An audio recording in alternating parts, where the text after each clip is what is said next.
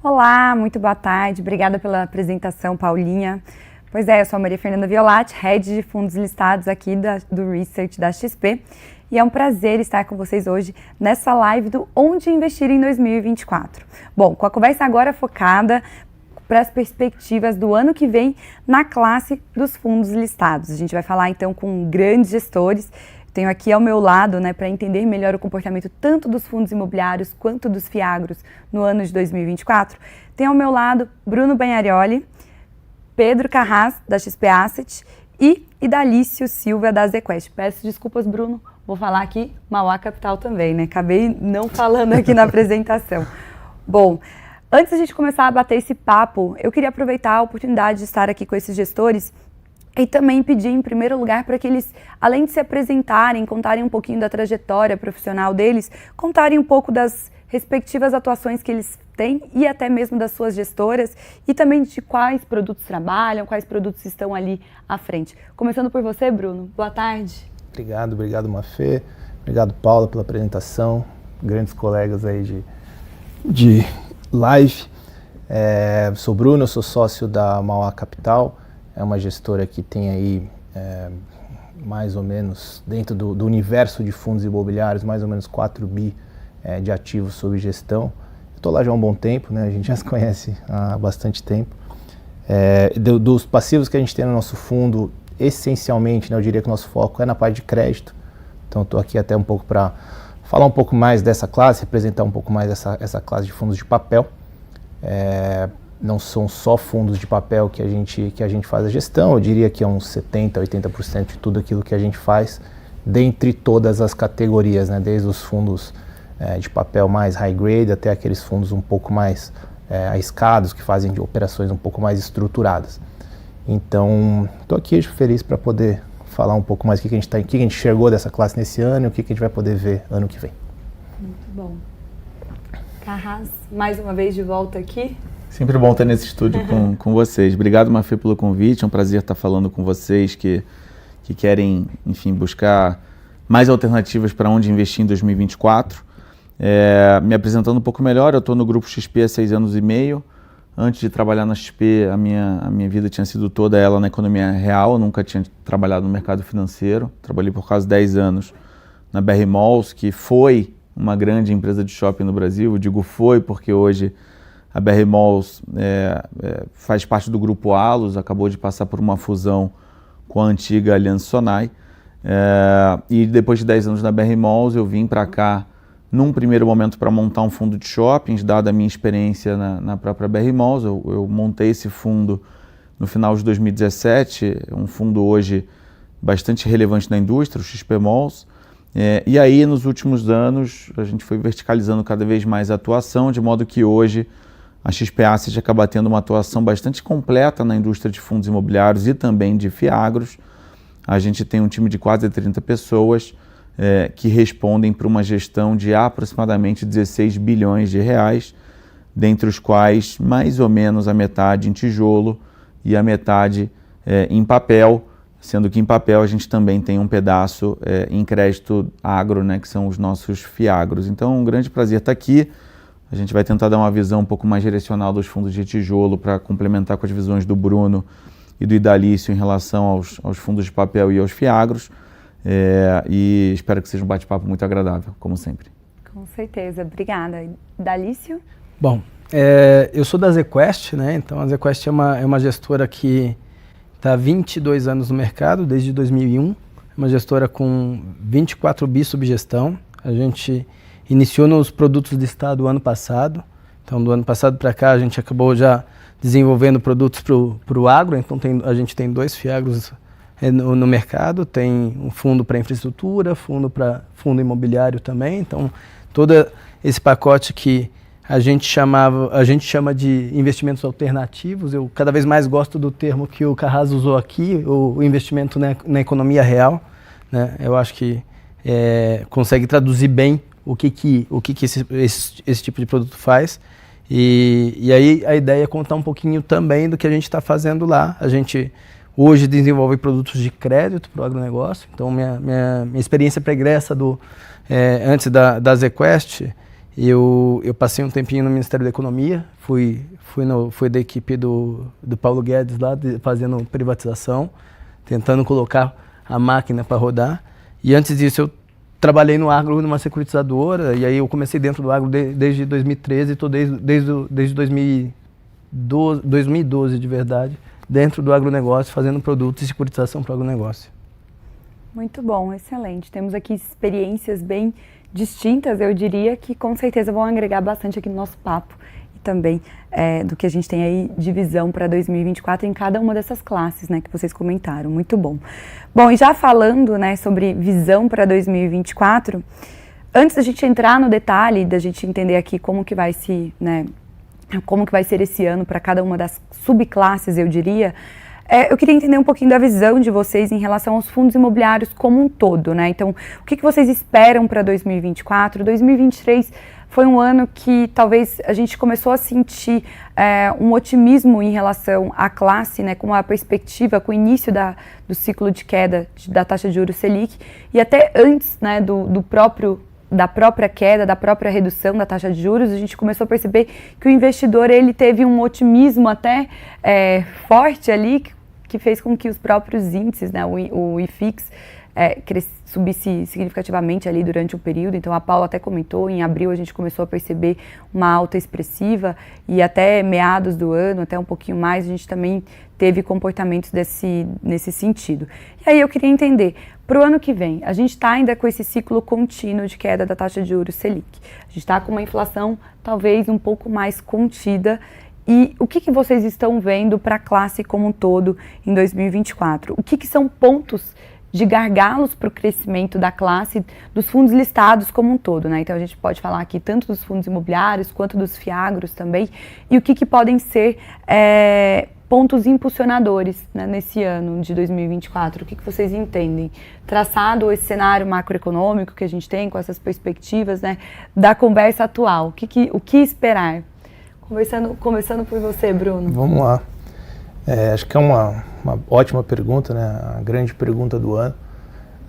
Acho que o investidor tem que entender sobre a trajetória de juros, separa a expectativa de queda de juros, ela tipicamente influencia em preço, e o nível dos juros, ele tipicamente vai influenciar os dividendos, no caso dos fundos de papel, especificamente, e indiretamente, né, a taxa de desconto que você traz daqueles aluguéis. E, tipicamente também quando o CDI está um pouco mais alto, a inflação também está mais alta, e um está tentando compensar o outro, então isso também acaba implicando uma correção de aluguéis. Então acho que separa, né?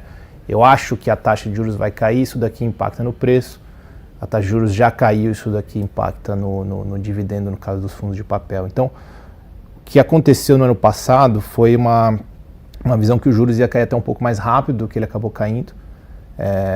Isso implicou em diversos movimentos, né? Seja esse movimento de euforia que você comentou, Mafê, mas até também um pouco da retração, né? Quando parte das expectativas sobre queda de juros, especialmente sobre arrefecimento da inflação, também não aconteceram, dentre outros fatores macroeconômicos que a gente está cansado de saber que impactam nisso, né? Desde fatores externos como guerras e fatores internos como metas fiscais, tudo isso daqui ele parece tão alheio à economia real, né, que a gente tanto fala, mas ele acaba impactando nessa parte de preços de mercado.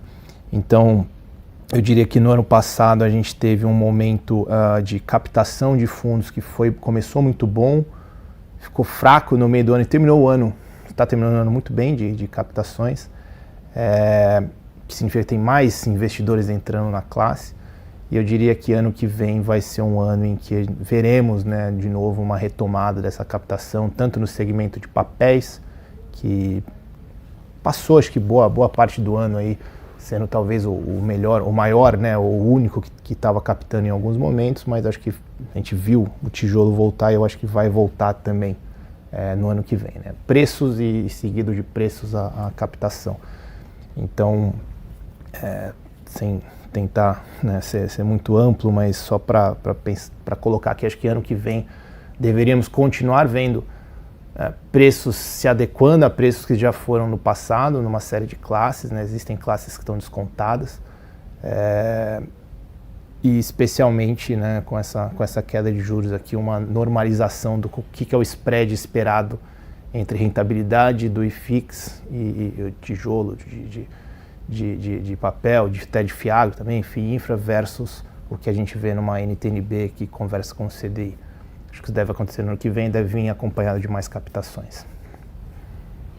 Legal. Bom, dando a minha visão, tentando talvez descer um pouquinho do macro para o micro, dado que o Bruno fez uma explicação bastante completa sobre o que a reprecificação da curva de juros impacta no nosso mercado, eu vou começar pelo, talvez, o único fator que hoje eu veja como um ponto de preocupação, para depois voltar a falar dos fatores que serão impulsionadores, sendo que na prática, na minha visão, a gente tem muito mais motivo para acreditar que vai ser um ano muito bom do que o contrário. Mas você tem um fator que pode vir a preocupar, é a incerteza fiscal pela qual o nosso país passa. Isso naturalmente impacta a projeção de curva de juros. Então, a despeito da gente ter uma precificação clara de que talvez no final do ano que vem a gente chegue num patamar de um dígito de juro, a gente tem vivido um governo que ainda não conseguiu convencer que a gente vai se comportar do ponto de vista fiscal, e isso naturalmente gera uma certa insegurança, e a depender do tamanho dessa insegurança, isso pode vir a impactar também a curva de juros. Então, eu diria que hoje é o grande ponto de preocupação do mercado com relação a 2024. Né? Dá ou não dá para acreditar de fato que a gente vai ter déficit zero e portanto, para confiar naquela curva que hoje está precificada no mercado. Por outro lado, quando a gente olha os pontos para a gente acreditar que teremos um 2024 muito bom para os produtos listados, além da questão da própria taxa de juros, da curva de juros, como o Bruno já explicou, eu vou aqui citar pelo menos mais dois fatores que me deixam otimistas. Né? O primeiro, pouca gente tem falado desse assunto com o tom que eu vou falar agora, mas é realmente o tom que a gente acredita, que é o término daquela incerteza de que viria uma tributação na classe. Né? Fala-se disso desde 2019. Em 2019 a gente viveu pelo menos 1 ou 2 meses de bastante preocupação quando, na época, o Paulo Guedes, antigo chefe do IDA aqui, chegou a ventilar essa hipótese. Com o PowerPoint, né? E na verdade, com o que foi tramitado agora recentemente no Congresso, que já está na mesa do presidente para assinatura, a gente, na verdade, foi uma ótima notícia. A mudança da regra de 50 para 5 cotistas, aquela história de não existir mais a necessidade de efetiva negociação, como chegou a ventilar numa minuta anterior. Isso é ótimo, porque eu diria que 99% dos fundos listados têm mais de 100 cotistas. Aqueles que não têm terão um tempo até 30 de junho para se adequar, então também não é uma questão que precisa ser resolvida nos próximos dias. E isso é muito bom, é sinal de que o país continua enxergando a classe de fundos imobiliários listados como um alavancador econômico, sob a ótica de dar funding para a economia, sob a ótica de gerar renda, de gerar impostos, né? Porque as transações pagam ITBI, os inquilinos vão pagar ISS, ICMS, dentre outros impostos federais. Enfim, é de fato uma classe de ativo, até saiu no jornal ontem ou anteontem, com certeza isso é mais o dia a dia do Bruno, mas a poupança deixou de ser a maior fonte de funding para o segmento imobiliário, e hoje você já tem as LCIs, os CRIs, né, os próprios fundos sendo uma fonte de funding importante. Quase 40% do funding vem dessas classes. Então isso é uma primeira boa notícia, né?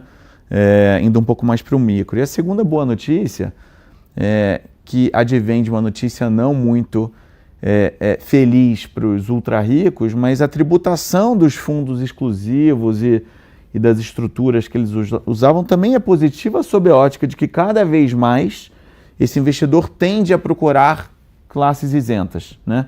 Como são as LCIs, as LCAs, os CRIs, os CRAs e os FIIs e os FIAGROs, né? Então, eu particularmente tenho uma expectativa de que a gente pode viver ao longo do ano que vem, no âmbito de diversificar as carteiras, principalmente dos ultra ricos, que terão que buscar soluções para suas estruturas que passarão a ser tributadas, eventualmente uma migração, pelo menos parcial, para produtos que são isentos, como é o caso, ainda mais agora depois da MP que manteve a isenção dos listados, sejam eles os FIIs, os FIAGROS e também os fundos de infra, né? Então eu vejo com ótimos olhos, isso sem falar do aumento da liquidez do mercado que deve acontecer ao longo do ano com a retomada do fluxo maior de investidores para essa classe por conta da queda de juros, e isso naturalmente, quanto mais gente entra na classe, maior a liquidez, maior acesso a investidores institucionais, essa classe também vai passar a ter. Isso tudo é um ciclo virtuoso. A gente vai passar a ver cada vez mais fundações, cada vez mais fundos de fundos 555, que são os fundos de ações, os multimercados. A gente já via alguns 555 investindo na classe, mas ainda de maneira mais sutil, mais focada nos fundos com maior liquidez, e a tendência é que isso vai aumentando ao longo do tempo. Então, tentando ir um pouco mais no micro, são os fatores que eu vejo como muito positivos para 2024. Só colocando uma ratificação do que o Carrasco está falando, a classe ela parece estar preparada, né, para receber muito desse capital institucional. Acho que boa parte dos conduítes daqueles já foram construídos e a gente vê bastante movimentação, grandes fundações, grandes institucionais estrangeiros que estão entrando. Então tem um fluxo grande de dinheiro, uma parte desse fluxo vai ser revertida para novas ofertas, né? Novos ativos que hoje são privados se tornando ativos públicos, né, para listagem pública, mas uma parte grande desse recurso ela vai acabar terminando em fundos que já existem, né? Uma parte importante desses clientes, especialmente os institucionais, eles estão buscando aqueles chamados mandatos exclusivos. Então ele não vai escolher alocar num fundo, mas ele vai escolher um dado gestor, e esse gestor vai alocar em alguns outros fundos. Então vai ser, pegando o gancho no que o Carrasco falou, né, desculpa a interrupção, vai ser uma linha que você vai aumentar ainda mais aqueles fundos que fazem os multi-estratégias, os hedge funds, etc., com mandatos talvez um pouco mais exclusivos, com um caminhão de dinheiro vindo de um institucional que não atua tanto nesse mercado hoje, porque ele beneficiava, entre aspas, só a pessoa física aqui nesse campo de jogo que era a isenção da tributação. Então, tirando isso muito da mesa, isso está acontecendo e tipicamente isso traz preços para cima, né? E até uma tendência, se a gente for, desculpa até também, antes de passar a palavra, Dalício, mas até uma tendência se a gente for analisar e fazer uma comparação até com o mercado mais desenvolvido, que seria, por exemplo, nos Estados Unidos, os que são os REITs, né, os primos aqui dos nossos fundos imobiliários. Mas, Dalício, conta pra gente também um pouquinho da sua visão.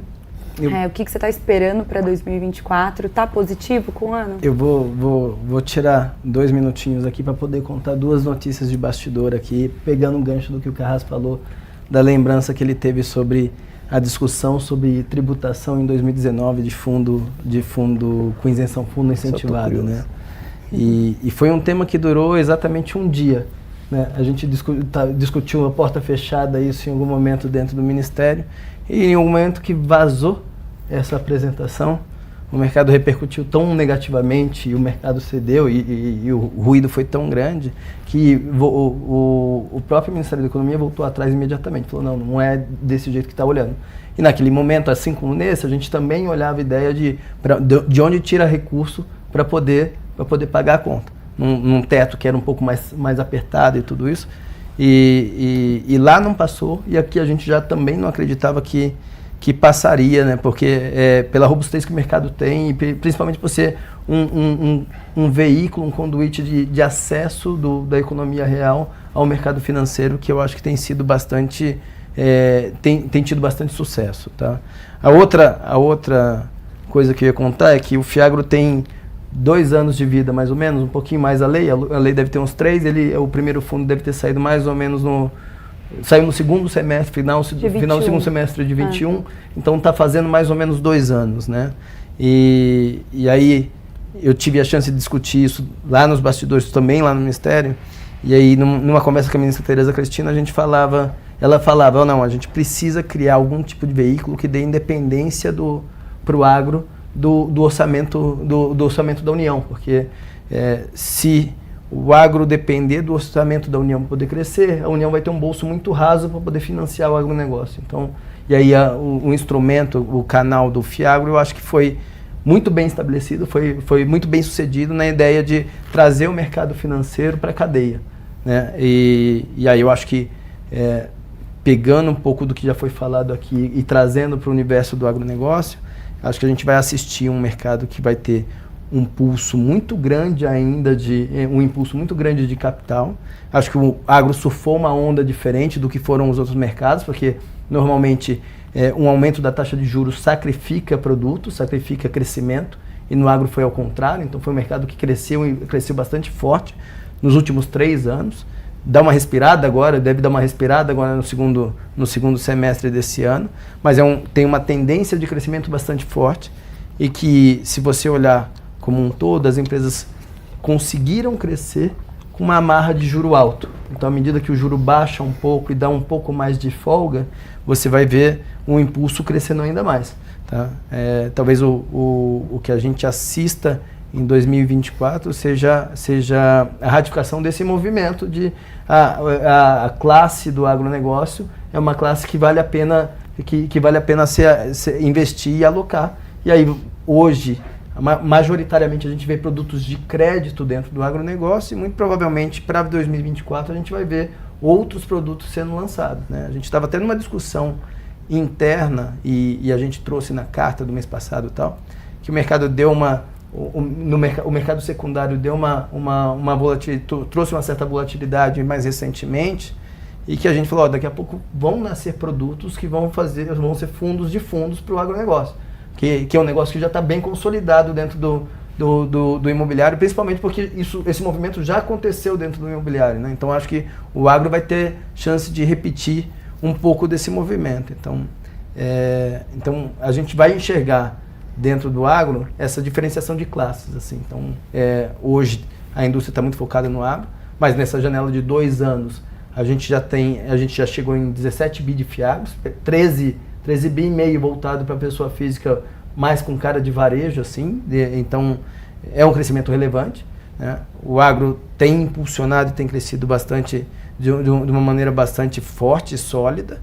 E a gente entendeu e percebeu que tem oportunidade para vários tipos de produtos, né? Você fazer produto de crédito seja mais curto. Então, ao longo de 2023, a gente fez muito produto pré, aproveitando esse ciclo de juros mais curto aqui que baixou. Então, a gente chegou, desde dezembro de 2022 para cá, fazer muita operação pré, e conseguiu pegar um movimento que, no pico, deu 130 pontos, considerando de quando a gente começou a dar até agora, e o mais curto, assim, na média deu 50 pontos. Então, 50 pontos de queda de 50 bases de queda de juros que a gente pegou na curva para poder fazer isso. E tem uma parte que é indexada a CDI, tem outra parte que é indexada em PCA, então você tem vários instrumentos para poder fazer alocação dentro do portfólio e garantir um resultado que vai ser relevante para geração de dividendo, que também tem essa cara de rendimento mensal. Muito bom, acho que deu para dar uma sentida aqui do que é a visão de vocês aí para 2024. Só lembrando que a gente tem o nosso relatório, então também leiam ali, tem bastante conteúdo sobre cada uma das classes, sobre a nossa visão dos fiagros, dos fundos imobiliários, de papel, tijolo, enfim, tem tudo ali com bastante detalhe, e também nosso top pick para cada um dos segmentos. E vocês que estão aqui nos acompanhando no chat, aproveitem também e deixem suas perguntas, aproveitem a possibilidade de ter aqui esses grandes gestores respondendo as suas dúvidas. Bom, vou passar agora, saindo do macro, entrando um pouquinho no micro das classes, e eu queria entender, começando aqui por você, Bruno, entrando numa discussão mais detalhada, principalmente do perfil de ativos de fundos de papel. Queria entender a sua visão para essa classe em 2024, e a gente viu que essa classe ela performou muito bem durante um período que foi mais desafiador para os fundos de tijolos, né? Então, basicamente, as ofertas entre 2020, 2021 e 2022, as novas ofertas, né, os follow-ons dos fundos, basicamente todos se concentraram ou nos fundos de papel ou até mesmo nos fiagros, que a gente vai falar já já. E ela se desenvolveu bastante e atraiu muitos investidores, e talvez até dentro dos fundos que a gente tinha ali listados no próprio IFIX, a gente não tinha uma representatividade tão grande dessa classe, né, que são os fundos de papel. E agora, né, a gente sabe que grande parte também de ter se desenvolvido tanto e chamado a atenção do investidor foi por uma né, disparidade ali da inflação e também da elevação da taxa de juros Selic. E agora a gente está num ciclo talvez oposto daquele, né? Então talvez aqui com esse início de ciclo de queda da taxa de juros, a gente já começou a sentir que alguns fundos que pagavam até dividendos mais robustos hoje não estão tanto. E também, ao mesmo tempo, a gente percebe que inflação é outro assunto que tem aqui total relevância nessa classe. Inflação também está mais contida. Aí eu queria entender, da sua visão, qual que é a dinâmica que você espera para esses indexadores, CDI, inflação, né, IGPM, IPCA, e você acha que vai ser um ano favorável para os fundos de papel? E, além disso, pensando em qual indexador talvez seja o mais favorável. Estou te colocando aqui várias perguntas e já deixando aqui, passando a batata quente, porque eu sempre sou questionada. Então a gente está vendo queda de juros, então não é mais um ano favorável, então para fundos que tenham ali seus CRIs indexados em CDI? Né? Então quero ouvir de você, Bruno, qual que é a sua visão? Bastante pontos, assim, mas eu acho que a tônica é muito da tônica que a gente falou muito no final do ano passado. Eu lembro que eu falei isso até aqui no Estúdio XP, mas quando o tijolo deu aquela estilingada no final do ano, isso surgiu muito, né? Virou um pouco do fla-flu ali entre tijolo e papel. Do ano passado, né? Que na verdade ele inexiste na prática, né? O Carrez e eu, a gente não fica um brigando com o outro, jogando tomate na verdade, o que acontece e o que eu falei, vou repetir rapidamente, os fundos de papel fizeram muito bem o seu papel, né, de ser a classe defensiva frente a um momento de dificuldade maior macroeconômica e ciclo negativo do imobiliário, né, que impacta frontalmente o macroeconômico, impacta frontalmente o imobiliário. A gente ainda estava num vale de ciclo ali. E essa classe de crédito, né, se você ler o livro, o texto de finanças, vai dizer, olha, o crédito ele é menos arriscado, portanto paga menos, do que a classe de ativos investido em equity, seja ações, seja ter o tijolo diretamente. Isso aconteceu. Tão simples quanto isso aconteceu. A classe ela performou bem, foi a classe que, como você comentou, mais captou de recursos, né, nesses últimos anos. Ela se tornou a maioria do IFIX, virou um negócio gigante, foi de 18 para cá, de 4 para mais de 60 bi. É muito dinheiro sendo injetado na economia. E até paralelo que o Idarius comentou, assim, é um dinheiro entrando muito rápido, e esse dinheiro ele só consegue entrar numa classe sem criar uma disrupção nessa classe quando ela está ali pronta para receber aquele capital subsidiado, que não por coincidência as duas classes no país que quase que precisam do capital subsidiado, e é assim no mundo inteiro, é o agro e é o imobiliário. E esse subsídio vem da poupança, ou esse subsídio vem de instrumentos bancários isentos ou dos fundos, né? Então foi o que aconteceu com o segmento de CRI, foi muito bem.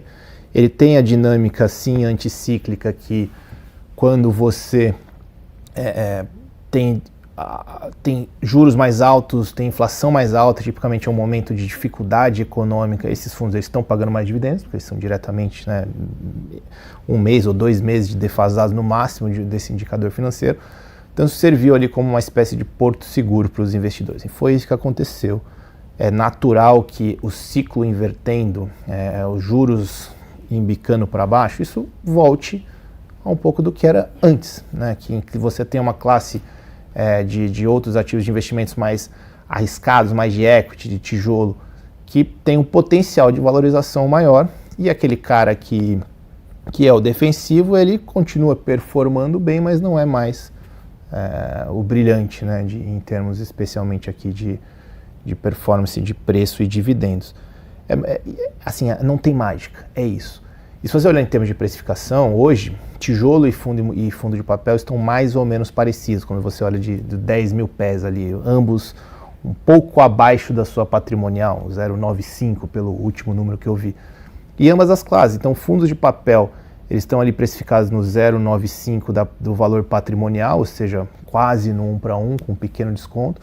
Os fundos de tijolo também, dentro do tijolo tem uma divisão um pouco maior dentre classes, que com certeza o Carlos vai comentar, mas Se você olhar o papel, ele está ali pela primeira vez pela primeira vez eu digo, desde o ano passado, ele está negociando com desconto frente à patrimonial, que sempre negociou com ágio naquele período que era a classe mais defensiva / vantajosa daquele momento.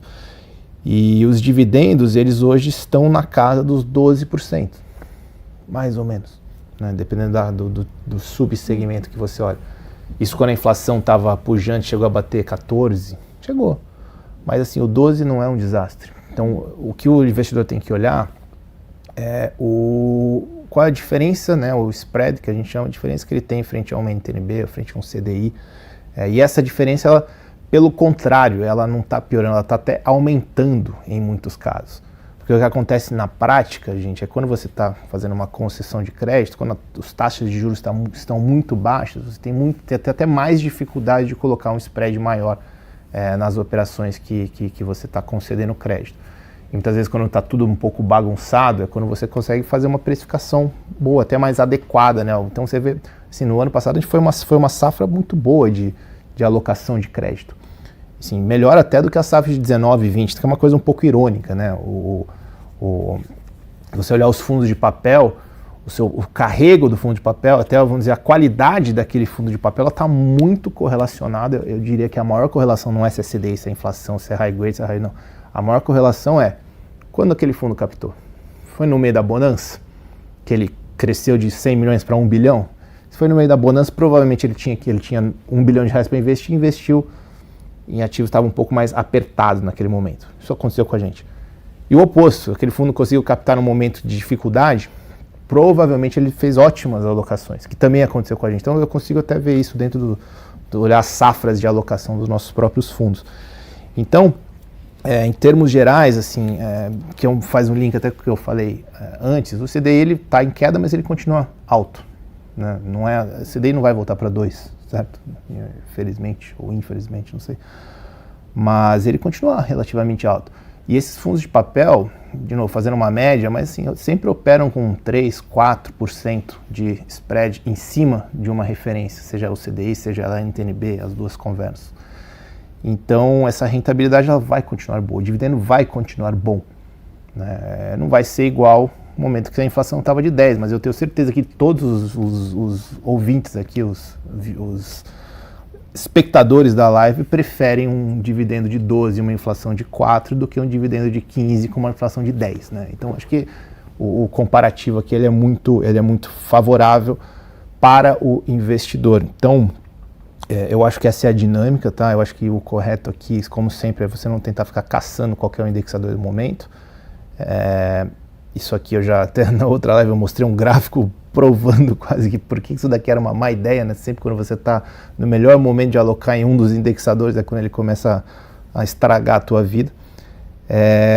Eu tenho uma crença um pouco mais forte que o imobiliário tem que estar mais indexado à inflação do que a CDI, por uma questão de onde está o seu lastro, né? O seu lastro tipicamente é um imóvel, a geração de renda de um imóvel que é tipicamente corrigida por inflação e não por CDI, então você pode ter algum tipo de descasamento. Mas também isso não significa que não existam momentos para você fazer esse tipo de investimento. Hoje, se você quiser fazer uma aposta na curva de juros, como por exemplo o Darius comentou, a gente colocou muito em pré, no momento que a curva estava fechando e tudo mais. Hoje você tem um descasamento muito grande, talvez um dos maiores descasamentos entre expectativas e precificações, né? O que a curva de juros está dizendo e o que os economistas estão prevendo, hoje é na inflação implícita. Né? A inflação implícita, ela é, para grande parte dos espectadores sabem, mas você tem uma curva de juros, né? Essa curva de juros é basicamente o que o mercado acha que será o CDI, não exatamente isso, mas é o que o CDI extrapolado chega naquele ponto do futuro, e ao mesmo tempo você tem uma curva futura das NTNBs, dos tesouros diretos. Um menos o outro, não é exatamente, mas um menos o outro, é a expectativa de inflação do mercado extrapolada para aquele ponto futuro. E essa expectativa de inflação está muito mais próxima dos 6 hoje. Então o mercado está dizendo através dos preços que a inflação vai ser muito mais próxima de 6, enquanto os economistas estão dizendo que a inflação vai ser muito mais próxima de 4. Então se você quiser fazer uma aposta, né,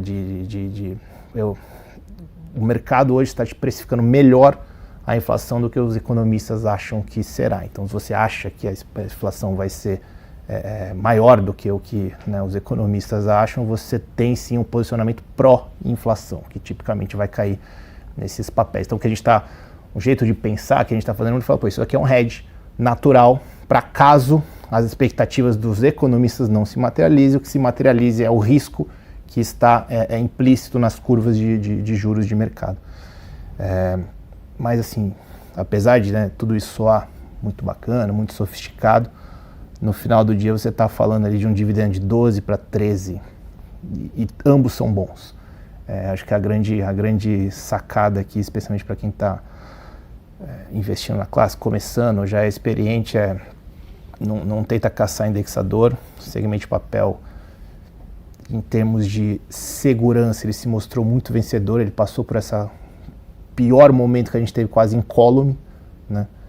E não teve grandes eventos de crédito, grandes problemas.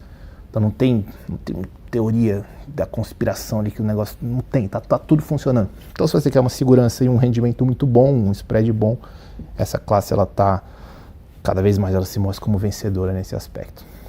Muito bom, excelente. Deu uma aula aqui, né, Bruno? Bom, eu acho que você comentou aqui sobre os eventos de crédito, né? Esse ano a gente viu aí diversos eventos de crédito e alguns até defaults em alguns fundos específicos, mas falando aqui, eu queria entender um pouco da visão nesse sentido, né? A gente sabe que foi um ano mais desafiador, pensando principalmente nos patamares que a gente tinha aqui da taxa de juros e diversos desses instrumentos indexados com patamares bem elevados. E eu queria entender, aproveitando que eu acho que essa pergunta aqui cabe também para o Idalício, então, entender um pouco da sua visão desse cenário, talvez mais desafiador em relação ao crédito, e para você também, Bruno, do que fica em relação aos fundos imobiliários para 2024 nesse âmbito. Você acha que foi algo, os eventuais, né, cenários ali, os estresses que nós tivemos foram bem pontuais? Você entende que isso é normal e o ano que vem talvez a gente não tenha, né, nenhuma surpresa também negativa, ou ainda, né, com essa manutenção da taxa de juros também num patamar, como vocês mesmos disseram, né, a gente não está voltando aqui para os 2%, ainda vamos manter a taxa de juros provavelmente num patamar ainda elevado. Ainda assim é algo que fica aqui e no radar do investidor? Começando por você, Idalício. Eu acho que essa é uma pergunta excelente, tá? Então, acho que o primeiro ponto para poder conseguir endereçar a sua pergunta é que, apesar da gente estar trabalhando o mesmo tema, fundo listado aqui, o Fiagro e o FII, eles diferenciam até na composição de carteira, né? Então, o Fiagro hoje, na maior parte do mercado, a carteira está rodando entre CDI mais 4, CDI mais 5, alguma coisa assim. Então, tem um prêmio com relação ao mercado imobiliário.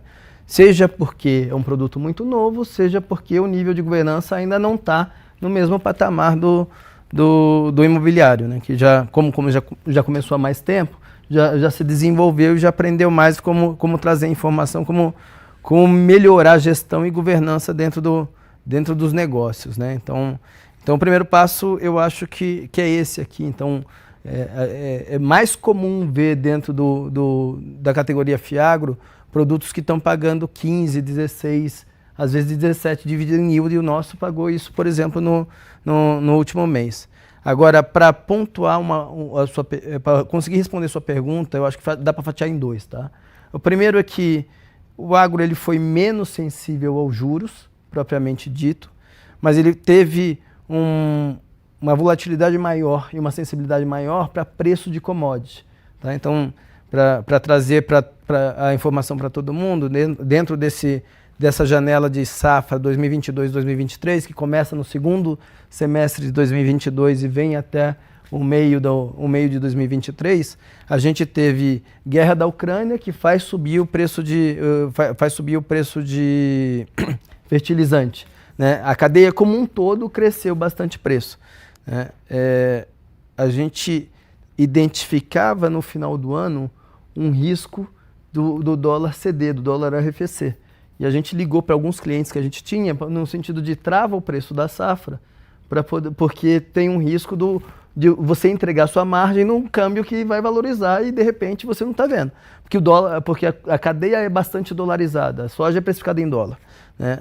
E aí no final do dia, as pessoas acabaram agradecendo a gente depois porque conseguiram travar, mas agradecendo pelo motivo errado, porque a gente olhou para a soja lá, o preço da soja poderia cair por conta do câmbio e caiu de verdade por conta do preço da commodity, né? Então, e aí vem um outro tema que é o excesso de oferta no mercado que não estava preparado para poder absorver, principalmente por conta de infraestrutura, né? Então teve um gargalo de infraestrutura nesse ano aqui, que era a capacidade de armazenagem de grãos no país, fez o preço das commodities, tanto soja quanto milho, arrefecer bastante.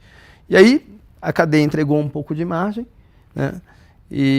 E aí, nesse momento que você baixa a margem, que depois de 2, 3 anos muito bons, assim, os players que estavam mais endividados, né, maior alavancagem, assim, acabou baixando um pouco a água e começou a emergir alguns eventos de crédito dentro do agronegócio. Então, assim, a gente olha hoje para o setor e fala que é muito cedo para poder pensar que isso é um efeito em cascata, que vai acontecer. Assim, a gente vem de 3 anos muito bons, que margem acima da ordem de 40%, nos últimos 2 especialmente assim, produtor teve margem da ordem de 40%. E eu falo produtor, mas de verdade eu gosto de chamar de empresário do agronegócio, porque é muito mais do que alguém que está só plantando ali e produzindo, tá? Então a cadeia como um todo ela é bastante indexada dentro desse ambiente do empresário do agronegócio que faz a produção em si. A gente particularmente gosta de trabalhar as cadeias que estão anexas a essa produção, mas não tendo o risco de produção per si, porque a gente entende que esse é um risco que é mais difícil de digerir pela pessoa física, né? Então a nossa base é muito varejo, então a gente optou por não ter exposição ao risco climático diretamente, financiando o produtor assim. Então a gente pega a periferia da cadeia, onde está o que atende esse negócio, então semente, fertilizante, que atende a demanda, mas a gente não financia diretamente o produtor rural. Tem uma tese específica que a gente faz sobre produtor rural, que é financiar a irrigação, e aí vem muito na tese de ganho de produtividade, que a gente acha que vai ter, no tempo a gente vai precisar ter saltos de produtividade para poder atender a demanda global, mas então a gente entende isso como muito localizado ainda dentro do agronegócio. E aí, quando você olha para o noticiário, o que vem surgindo aqui de temas específicos, são específicos, tá? A gente não identificou nada muito grande, nenhum movimento sistemático dessa parte. Tem 2 coisas, ou alguns produtores que já têm um histórico de não pagamento no passado, e aí acabaram conseguindo renovar as operações e de novo vieram com a frustração de não tenho dinheiro para pagar. O que não faz muito sentido, tá? Quando você olha isso para poder quando você olha o desenvolvimento da cadeia, ele tem que ter tido uma performance muito medíocre para poder não conseguir pagar a conta agora. Então não é um desenho que a gente acredita que está acontecendo de maneira sistemática no setor. Ou alguns casos de, sei lá, de desvio de comportamento mesmo, de um caráter não tão bem respeitado assim, tá? Então é um negócio muito peculiar e muito particular ali, que eu acho que não tem chance de contaminar a cadeia. Então acho que do ponto de vista de crédito hoje, a gente não consegue imaginar um filme que consegue piorar muito por conta desses 2 temas. Tem um risco que emerge um pouco hoje dentro do agronegócio, que é o El Niño, que a gente está sentindo todo esse calor e tudo isso. E aí o El Niño de verdade ele consegue afetar as regiões mais extremas do país, né? Então, no sul acaba chovendo bastante, normalmente a produtividade lá é mais alta, é mais elevada que a média. E no Nordeste, passando o cintural da parte central, que é Centro-Oeste e Sudeste, assim, acaba tendo mais amplitude térmica, então no final do dia acaba tendo os veranicos e tem uma chance de quebra de safra maior, tá? Então esse eu acho que é o que a gente enxerga de risco, mas de verdade quando você olha historicamente nos últimos 20 anos, e a gente fez esse estudo lá dentro da ZQuest, a gente percebeu que no Brasil como um todo, o efeito do El Niño severo, e já teve um parecido com o que está sendo indicado para essa safra agora, que foi 2015. A gente teve no Brasil como um todo alguma coisa como 6, 8% de quebra, então não é suficiente para poder sacrificar tanto margem. E quando tem uma quebra no Brasil, é muito importante falar que o preço da commodity dispara, porque hoje a gente é muito relevante, então você consegue ter uma certa compensação de preço. O preço consegue compensar um pedaço da quebra. E aí as regiões extremas, obviamente, sofrem um pouco, né? Mas aí a ideia de proteger o portfólio da exposição nessas regiões, eu acho que é um negócio sensato, é um negócio que a gente procurou fazer. A gente procurou estar exposto na região que tem menos volatilidade climática, que é o cara que pode se beneficiar, porque se tiver uma quebra não vai ser significativa. O Mato Grosso tem, sei lá, 3% de quebra. Quando tem uma quebra severa, dá 5%. Então, nesse caso, a queda de produtividade é mais que compensada pelo preço da soja, pelo rally do preço da commodity, tá? A gente está até tentando fazer agora esse exercício da elasticidade do preço.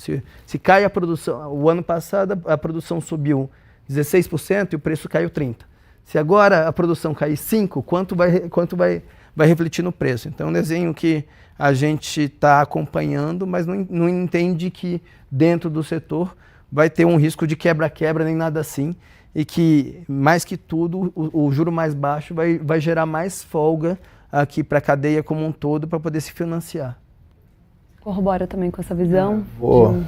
Com certeza, assim, eu vou pegar o gancho aqui do que o Idari está falando para pontuar para mim o que é a parte mais importante, né, do painel. Se a gente vai falar de crédito, a gente tem quase que todo o espectro para atacar, mas a provocação que eu falo para o investidor é aquele que tudo que a aula que o Idaristo acabou de dar para a gente, o que impacta, por exemplo, nos fundos de papel, muito pouco esta dinâmica. O que eu quero dizer com isso? O que o investidor tem que olhar sobre eventos de crédito é que muitas vezes estão acontecendo os fundamentos ou quais são os drivers, os mecanismos que estão levando cada classe a performar bem ou mal, e não olhar isso daqui como um risco sistêmico, né? Que o risco sistêmico no crédito, tipicamente, ele só acontece quando envolve risco bancário, que não é o que está acontecendo no país. Então, o Dari explicou alguns casos específicos dentro do segmento de agro. Obviamente, o CDI alto, durante muito tempo, ele impacta a vida das empresas. Então, o empresário, um CFO, em 2019, olhando para o lado, ele não sabia o que ia acontecer nos próximos 2 anos, o dinheiro custava 2% ao ano, era quase que inconsequente, né, irresponsável em tomar o máximo de endividamento possível. Passou 2 anos, a pandemia, tudo errado, o CDI foi para 14, era óbvio que ia dar problema, e deram problemas. Só que eles estão específicos em algumas áreas. No caso de crédito como todo, ele está muito específico ali no consumo, uma parte em serviços e aí, por consequência desses dois, o crédito para o consumidor. Se você olhar os grandes eventos de crédito que aconteceram do ano passado até esse ano, eles foram muito concentrados nesse segmento. Então, o que o investidor tem que olhar, qual que é o desdobramento disso para aquilo que ele investe, no caso do agro, no caso dos fundos de papel, assim. O fundo de papel não teve grandes problemas, com exceção de um subcosmo específico ali dentro dos imobiliários, que envolvia muito hotelaria, envolvia muito aquele consumo, que é um consumo, vamos chamar de menos essencial do que você pagar a sua casa própria, você pagar uma segunda residência, você pagar um serviço de hotelaria, etc. Então isso foi o que acabou impactando no imobiliário e quase que ficou somente concentrado aí, com as exceções, né, muito bem colocadas, de fraudes e desvios de caráter, mas isso daqui todo... Então, tá tudo, assim, essencialmente não aconteceram grandes problemas. Assim, em sua grande maioria, os imóveis continuaram produzindo o rendimento necessário, mesmo tendo aumentos de vacância nas lajes, assim, tudo funcionou. E na prática até, acho que isso aconteceu muito conosco, assim, na pele. Vou trazer 2 exemplos rápidos, trazer 3, na verdade. O dia do PowerPoint lá do Paulo Guedes era o dia que a gente estava fazendo o fechamento de um fundo nosso que tinha quase 300 milhões captado, por causa do PowerPoint virou 70 milhões. Esse tipo de coisa ele acontece, mas voltando para o assunto do crédito aqui, a gente teve um caso nosso dentro de um fundo que a empresa entrou em RJ. O que aconteceu para a gente tinha um imóvel em garantia, esse imóvel continuou operando, esse imóvel continuou gerando a renda que ele gerava, porque ele não tinha nada a ver com a atividade operacional da empresa, esse é o tipo de operação que a gente gosta de fazer, acho que boa parte do mercado gosta de fazer. Terminou a RJ, o cara saiu da RJ, a gente foi até melhor, porque é uma empresa que agora está com muito menos dívida do que tinha antes. Para separar isso, às vezes o estresse de alguma coisa econômica não tem uma relação com aquilo que você tem algum outro tipo de fundamento, de lastro resolvendo. E o pessoal hoje liga para a gente toda hora e fala, pô, mas você tem exposição em Casas Bahia, né? Teve toda essa questão aqui de Via Varejo. Então, primeiro que a gente não tem exposição na Casas Bahia, a gente tem exposição a imóveis que tem locação das Casas Bahia. E segundo, se a Casas Bahia eventualmente sair aqueles imóveis e tem uma fila de locatários para ir lá e locar um preço até maior, né, nesse caso, e continuar produzindo a renda que a gente produz. Então, o risco não é o locatário, muitas vezes. É sim, mas o último risco, a última camada de proteção ali, fundamental, é a qualidade do imóvel. E eu diria, assim como os fundos imobiliários, como o Carraiz vai falar, que está quieto já há um tempo, os fundos imobiliários carregam hoje os melhores ativos do mercado. Os fundos de shopping têm os melhores shoppings, os fundos de laje têm as melhores lajes disponíveis, né, na média. Os fundos de papel também têm como garantia os melhores imóveis, tipicamente.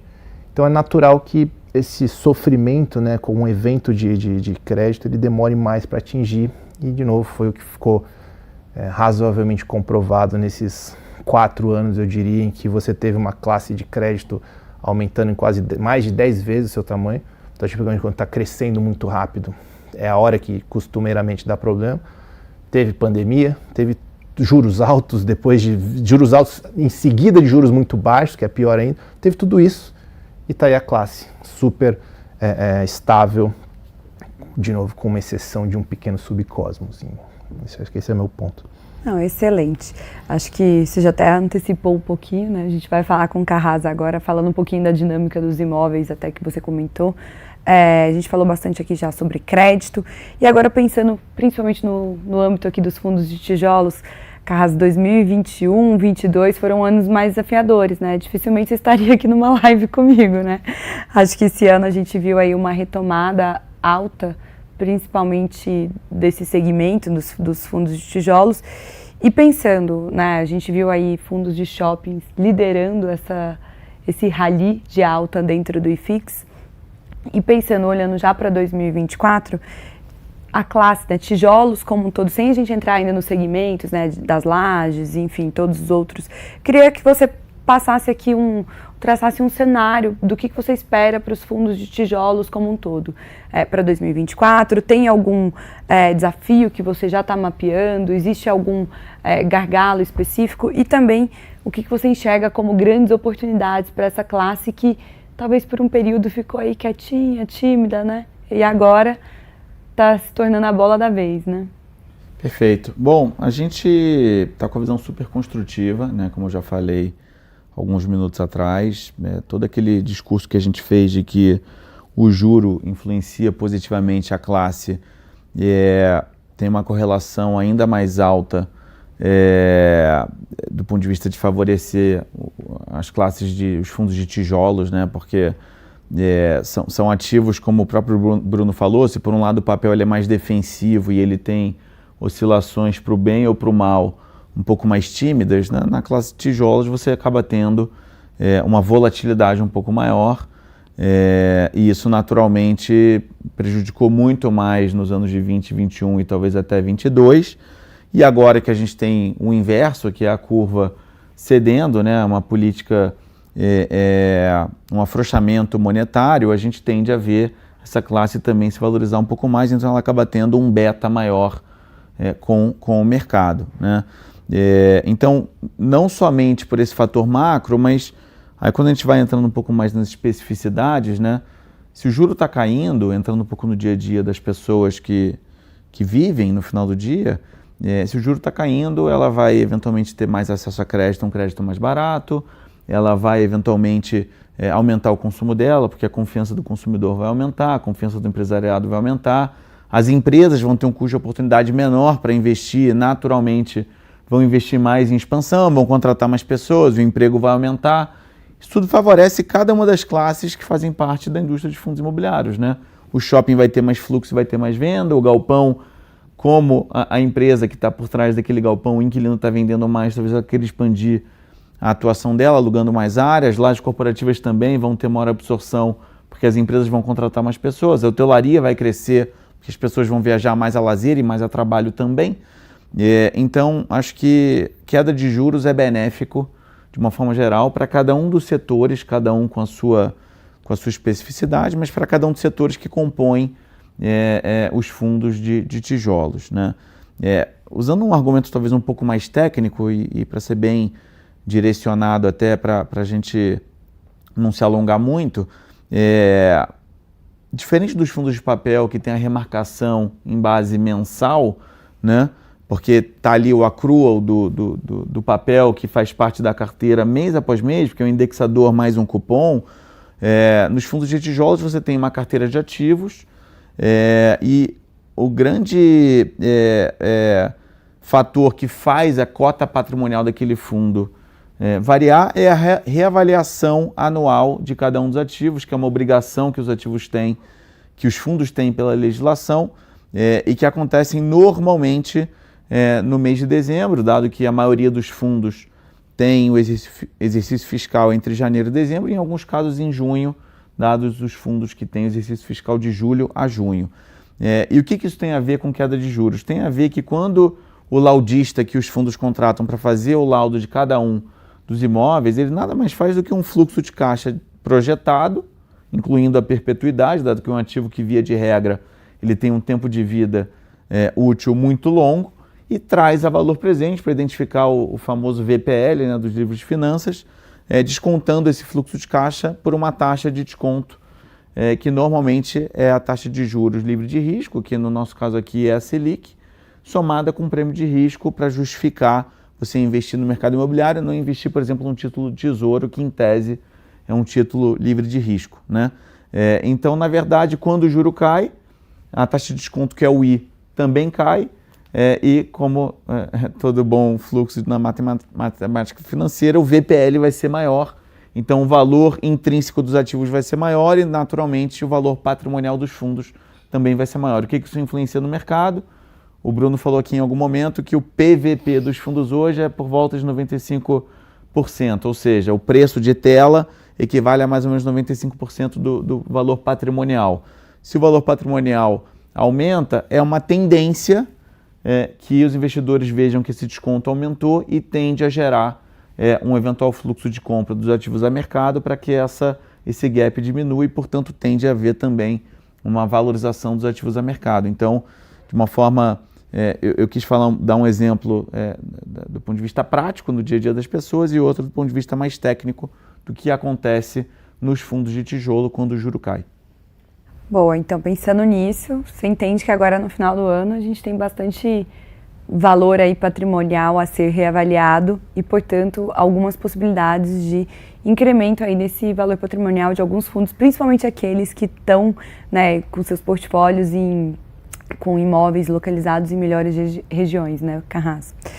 Bom, agora seguindo aqui um pouco do papo, eu acho que a gente falou, né, eu acho que ficou bem bom aqui o fato de a gente entender a visão geral, mas entrando um pouquinho nos segmentos, falando sobre shoppings, sobre lajes corporativas, sobre fundos de logística, sobre renda urbana, aqui vou te colocar numa situação delicada, hein? Você vai ter que falar um pouquinho de cada, né, um pouquinho da visão de cada, mas falar um pouco da sua preferência também, Carrasa. Acho que é importante a gente também entender o que você está enxergando para 2024, quais são os segmentos que você tem uma expectativa de que tem uma tendência a se performar melhor e também, né, de ter aí maiores retornos associados até mesmo com maior chance de repassar, digamos, inflação ou até mesmo de terem incrementos, né, nos seus preços de aluguéis. A gente sabe o quanto o preço do aluguel é importante, né, que é justamente o reflexo ali dos dividendos mensais. Então, eu queria entender a sua visão, fazer um overview bem rápido aqui, passar pelas classes e passar para a gente a sua visão para 2024, da sua preferência por segmento. Tá bom. Vamos lá. A gente tem uma visão, à medida que a gente tem uma visão construtiva sobre juros e, consequentemente, sobre PIB, a gente acaba tendo uma visão construtiva para todas as classes como um todo, naturalmente algumas mais, outras menos, né? Começando por aquela que eu ainda vejo um ambiente um pouco nebuloso, um pouco menos claro pela frente, a classe de lajes corporativas, né? Primeiro pela altíssima correlação com o PIB, então a gente precisa efetivamente que o PIB cresça, que as empresas voltem a investir para voltar a contratar de forma relevante, isso é um fator um ponto de atenção, mas também pelo novo normal que se criou pós-pandemia, né? Eu acho que a pandemia, que foi um período péssimo que a sociedade viveu, sob vários aspectos, ela deixou alguns legados, na minha opinião, positivos, né? Um deles é uma flexibilidade maior no trabalho, que gera, também, na minha opinião, uma tendência de maior felicidade por parte dos profissionais e, consequentemente, maior produtividade. A pessoa trabalha com mais vontade, com mais bom humor, com mais vontade de fazer o melhor trabalho, porque ela está mais feliz no final do dia, muito, muito por conta de um trabalho híbrido que veio para ficar, né? Obviamente que toda regra tem uma exceção, tem pessoas que estão 5 vezes por semana, tem pessoas que estão nenhuma, mas na vasta maioria das vezes as pessoas estão ali no meio do caminho, 3, 4 vezes por semana no escritório, não necessariamente precisa chegar às 8h30, 9 horas da manhã, não necessariamente precisa ficar até 7, 8 horas da noite. As pessoas não têm mais aquele medo de levantar 4 horas da tarde para ir no médico, né? Antigamente era um pouco tabu, né? Poxa, eu vou sair aqui meio de mansinho, ninguém pode ver que eu estou saindo. E isso acaba prejudicando o setor de lajes de alguma forma. A gente tinha uma previsibilidade, ou melhor, uma perspectiva bem melhor para 2023 do que efetivamente foi, e fica esse ponto de interrogação para 2024. Claro que prédios bem construídos e bem localizados estão muito mais bem posicionados para surfar uma onda, mas quando a gente olha o mercado, a gente está olhando todo tipo de prédio, em todo tipo de localização, e nesse aspecto a gente ainda tem um pouco mais de preocupação. As outras 3 classes, Mafia, a gente tem uma visão bem construtiva, tá? São 3 classes muito resilientes, né? O shopping provou por A mais B esse ano, que é uma classe super resiliente, depois de ser taxado como um setor que poderia vir a morrer logo depois que a pandemia começou, e eu sempre defendi que não. Eu trabalho nesse setor hoje, né, há 17 anos, contando com a minha experiência anterior à XP, e eu não vou entrar aqui no detalhe, que aí é mais uma live de 1 hora, mas é um setor super resiliente, super diversificado, que tem centenas de inquilinos por empreendimento, faz parte do dia a dia do brasileiro, é cultural, o brasileiro gosta de ir, de frequentar. 2023 tem sido um ano fantástico para a classe, e a gente continua muito construtivo para 2024.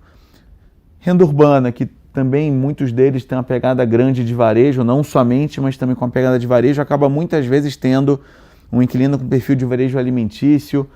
É uma classe super resiliente, porque é um bem essencial, né? Um consumo essencial. As pessoas podem até deixar de comprar uma roupa nova, podem deixar de comprar um carro novo, mas não vão deixar de comer. Então, a gente viu os hipermercados, supermercados, para pegar um dos setores nos quais os fundos de renda urbana investem, super resilientes, a parte de laboratórios, centros médicos, né, hospitais também super mandatórios para o bem-estar da sociedade. Então, a gente também vê com ótima visão, sobretudo pelo fato de que, na vasta maioria das vezes, os fundos de renda urbana, infelizmente a gente não tem essa classe na prateleira, mas a gente acompanha bem de perto, porque investe em outros fundos, tem contratos majoritariamente atípicos, e isso também traz uma resiliência muito grande para o investidor dessa classe. E por fim, o setor de galpões, definitivamente o que a gente viveu em 2021 não dá para ser visto como algo para ser perpétuo, né? A gente viveu um incremento do market share do e-commerce nas vendas do varejo muito grande em 2021 por uma questão de necessidade. Do dia para a noite as pessoas foram se vendo numa situação que não podiam mais frequentar o varejo físico, e isso alavancou muito a classe.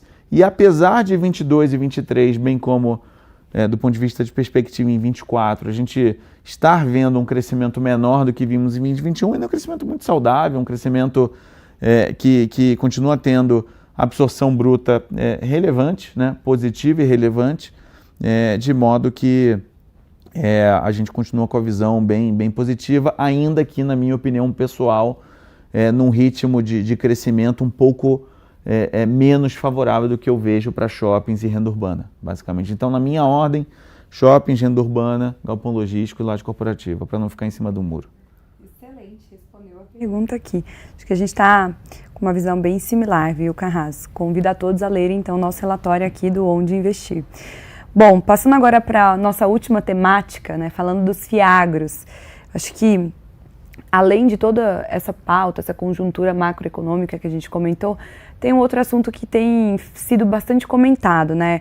Acho que essa nova regulamentação, né, que passa a reger a classe dos fiagros, tem trazido aqui bastante atenção em relação aos investidores. Eu queria entender, Idalício, qual que é a sua visão em relação a criar essa norma específica para os fiagros? Eu sei que é uma classe recente, você mesmo comentou, né, é uma classe que basicamente apareceu no mercado o primeiro fiagro a partir do segundo semestre de 2021. Eu estava lá, acompanhei isso, e eu queria entender, né, esse desdobramento. A gente sabe que naquele momento a norma foi tida como até algo passageiro, né? Era uma norma que não era já tida como a norma, me fugiu a palavra aqui agora, definitiva, obrigada. E aí eu queria entender, né, dessa nova norma, dessa nova regulamentação, qual é a sua visão, quais são os benefícios, quais são os pontos que você destaca como positivos para os fiagros. Eu sei que muito tem sido discutido sobre o desdobramento, né, de ampliar a atuação dos próprios fiagros, que hoje eles são restritos em fiagro FII, fiagro FIDIC e fiagro FIP. Então eu queria entender um pouco da sua visão, tanto para o investidor, né, o que impacta no investidor que está aqui nos assistindo, e também para o gestor, o que traz de benefícios para o gestor no âmbito de alocação, né, o que ele tem que agora, né, com essa nova regulamentação que ele não tinha antes.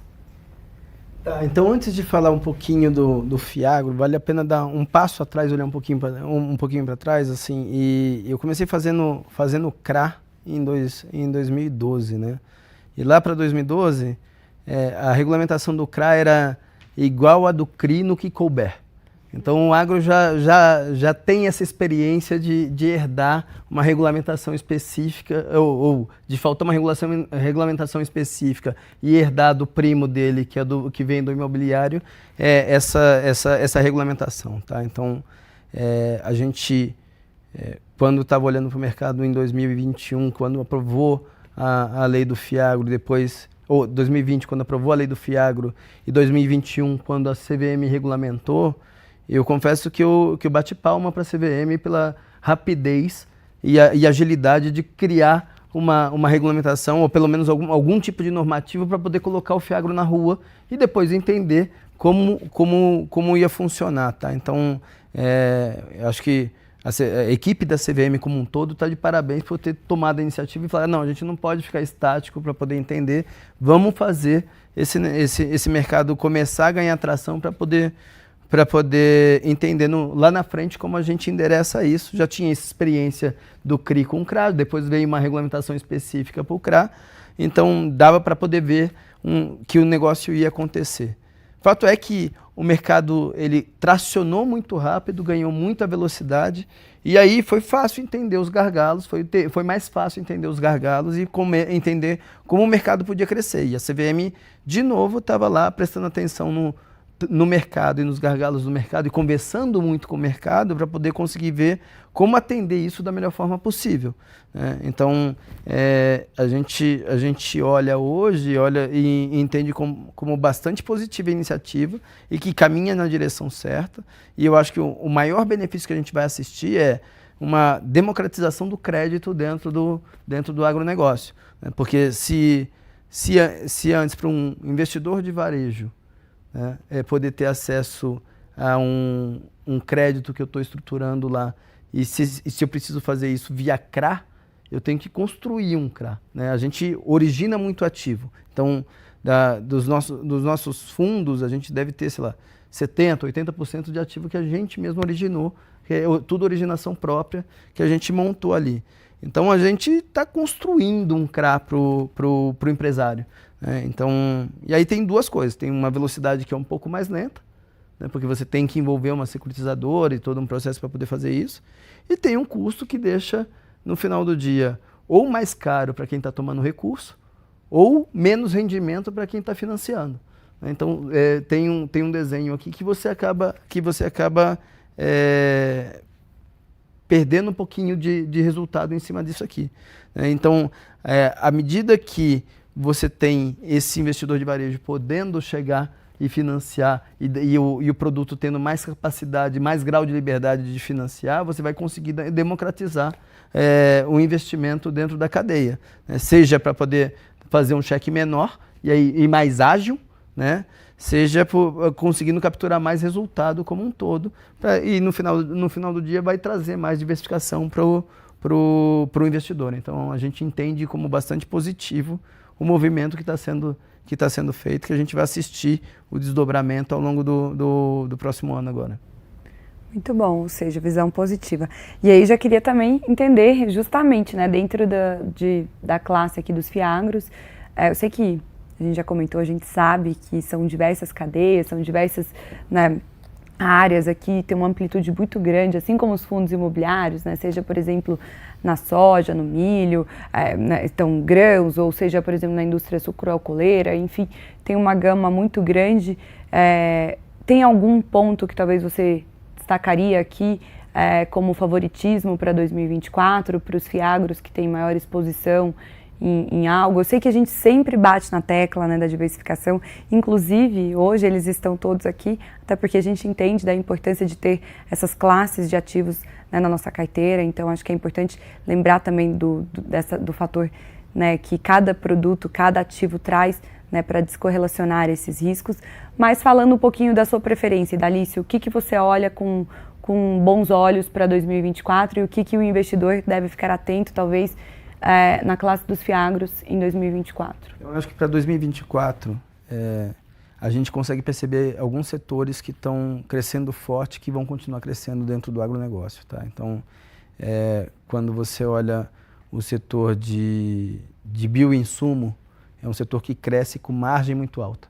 E o setor de bioinsumo de verdade representa hoje alguma coisa como 3%, não chega a 5% do consumo de insumo hoje no mercado. E é comprovado um ganho de produtividade e um impacto ambiental menor, né? Então, no final do dia, você acaba tendo uma qualidade de solo melhor, que melhora a produtividade, que emite menos carbono.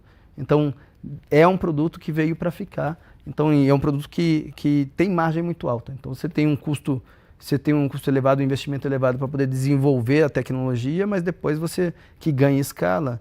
Eu tenho clientes que eles têm margem bruta de 80%, margem EBITDA de 50%. Então, é um mercado bastante interessante.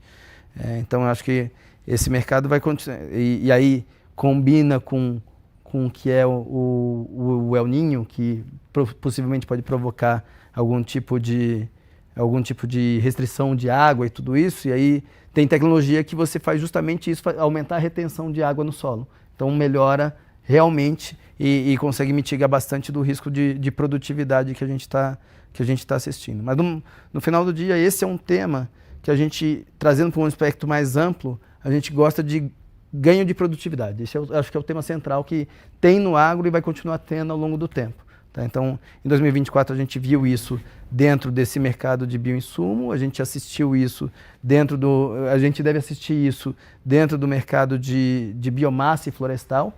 Particularmente, a gente é muito positivo e muito otimista com o desenvolvimento do mercado de crédito de carbono dentro da cadeia do agronegócio. Até uma das modificações da regulamentação da CVM é permitir carregar crédito de carbono dentro dos fiagros, então vai ter uma regulamentação específica para isso. Então a gente acredita que é um mercado que está com um impulso bastante forte, está pronto para poder escalar e vai dar salto. Então a gente é bastante otimista e positivo com isso. E aí, quer dizer, eu acho, além disso, eu acho que é pulverização. Tem um outro mercado que a gente é bastante otimista, mas tem um pouquinho de risco, que é, no final do dia, a gente é bastante otimista com biodiesel, tá? Porque justamente por ter essa pegada verde, né? A gente tem um pouquinho de cautela porque o biodiesel usa de insumo óleo de soja. E se materializar uma quebra de safra na soja, pode dar alguma pressão de preço aqui, e no final uma pressão de custo vai comprimir margem do setor de biodiesel. Então a gente também faz ponto e contraponto dos setores o tempo todo, tá? E no setor eu acho que risco de verdade que a gente enxerga baseado no que a gente já assistiu no tempo, eu acho que o financiamento direto ao produtor na região do Mapibá, a gente chama de Mapitobá, Maranhão, Piauí, Tocantins e Bahia. Tá? Maranhão, Piauí e Bahia deve trazer um pouquinho mais de risco, menos risco em Tocantins. Tá? Justamente por causa dessa volatilidade climática que a gente vai assistir nessas regiões aí. Então, eu acho que para a gente é um lugar de cautela que o mercado deveria estar um pouquinho mais cauteloso de financiar, pelo menos curto prazo. Se pensar numa janela mais longa, né, uma quebra de safra agora pode dar uma oportunidade de entrada para poder montar uma estrutura um pouco mais longa aqui, e principalmente porque você vai ter capacidade de originar garantias muito robustas. Tá? Mas para essa safra específica, para essa janela dessa safra aqui, eu acho que é o 2024, que é o que a gente está falando, talvez é um pouquinho de cautela nessa região. Bom, o papo aqui foi excelente. Muito bom ouvir a visão aqui dos gestores, a visão de vocês. Acho que a gente tem bastante pontos aqui que a gente está convergindo. Inclusive, também quero reforçar aqui o convite a todos a lerem aqui o nosso relatório do Onde Investir em 2024. Quero agradecer mais uma vez, muito obrigada Bruno, Carraz e Dalício pela presença aqui, né, por participar aqui e também pelos pontos que vocês apresentaram. E obrigada também a todos vocês que nos acompanharam. A gente vai ficando por aqui. Muito obrigada, uma boa tarde.